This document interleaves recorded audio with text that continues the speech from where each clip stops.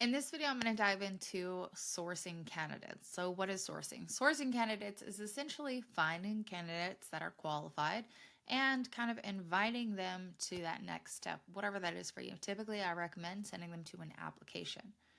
So when do you need a source for candidates? Well, you're going to need a source for candidates if you have a role that's really hard to fill or you're in an extremely rural area.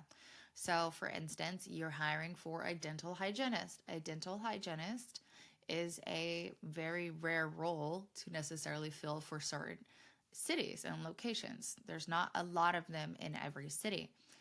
It requires a lot of school, and maybe they already have their own company established.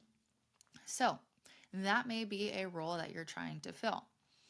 If you have another role, let's say you're hiring for cleaners, house cleaners, and you're struggling to get traffic and you've tried and you've split your budget and you've done all this other cool fancy stuff that I would recommend first, then now if you're still needing traffic, you jump into sourcing for candidates.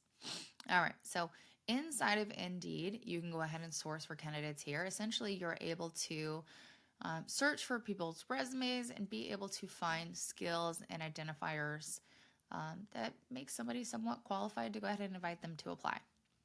So, a lot of different platforms, but I'm going to show you how to do this on Indeed. So, under the Smart Sourcing section, you can go ahead and search for candidates. So you can go ahead and select the specific role you're hiring for. You do have to have a job posted in order to do this. You're going to want to make sure that you check your city. Now, if you want to go ahead and set some filters, you can. Let's move me out of the way. Boop, boop, boop. All right. So on the left, I like to kind of set up some filters. It really depends on what you're looking for, right? But I like to see people that have updated their resume within the last month. All right, so let's check these. So I like to kind of start with the closest. So I might even say like the last day and then kind of work my way backwards. Like, hey, who are these people? These ones might be the hottest. Let's see. We're going to exclude contacts within the last 30 days. I'm going to leave this open. What I'm going to actually do is I'm going to set this to show all first, just because I want to make sure I could see all of these filters. As you could see, all of these ones on the left side. So I'm going to go ahead and look for the skills that I want. And I'm not going to pick anything. So I'm going to probably pick one or two filters. So I like saying job title is dental hygienist. I think that one would give me, for this specific role an example, that one would give me the most qualified people. And then I could sort this down, let's say 6 months. Since this is a hard role and there's not a lot of people, let's say, okay, within the last 6 months. Okay, so there's 15 people here. That's a good starting point. I can go through and invite all of these people to apply. Let's see if there's anyone hotter. There's one that updated their resume within the last week. This person is probably my hottest person. So then you can go ahead and click message. You do need to have a subscription for this. Now, when it comes towards message, it's just a quick little message that is inviting them to apply. That's typically all you need to do in order to source candidates. And you're just going to go ahead and repeat this. Now, let's see. Then you can go ahead and back out. And it does exclude people you've contacted within the last 60 days. So if you are messaging people, they should be slowly being taken off here, right here. All right, but essentially we have 12 people that we could tap into, and we can go ahead and check on them. Are they happy with their current job? Are they looking for a change? Can I connect with them?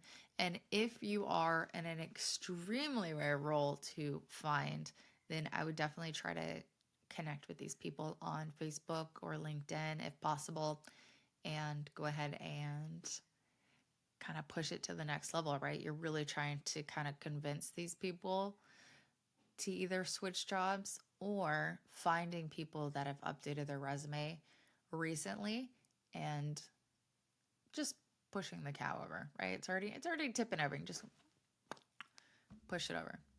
Give them a really enticing job offer. Not job offer, but really enticing message. I like to personally say something along the lines of, let's see if I could find it.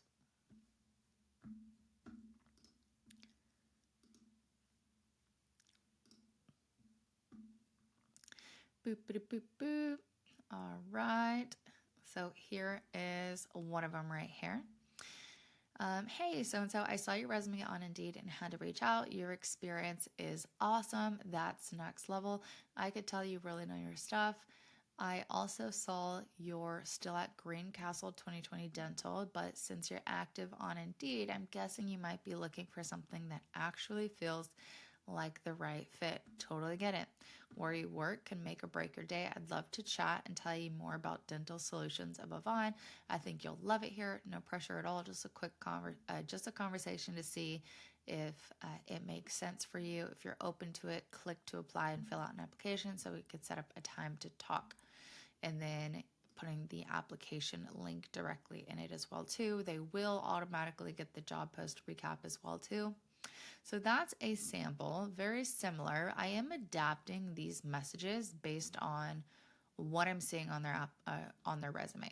So in the resume, I can't see it right now just because I believe this one particular client, we were on a free trial for this, and I think we only did like two. I think I only did two. So I saw your resume on Indeed. So you're essentially this one right here, you really want to kind of reference experience from their resume. Now, I believe the other one that we had, she had a really blank resume, but she listed it as a dental hygienist. So we didn't really have much to go on. So it sounds more fluffier, but this one is really specific. So your experience is awesome. And then I'm pointing to some of the experience from the resume. Training new dental hygienists, managing hygiene schedules, and working with laser therapy and local anesthesia, just stuff that's all in their resume. And then we're pointing to if they are currently working, we're kind of just saying that, hey, you're active on Indeed, might not be a right fit where you're at. Let's chat, no pressure, kind of going to that next step. So that is this one right here. You're going to want to play with your message and try to get something that really stands out. Not everybody is going to respond. Some people are just updating and maybe they're not really ready to make that move, especially this specific role. Like they get paid very well. So something's really going to happen, but you want to go ahead and tap into that. That's how you would source candidates. And then you're going to need to put in the footwork. You're not going to be able to send one or two of these and get necessarily people to automatically jump and go on to it, and jump on the opportunity.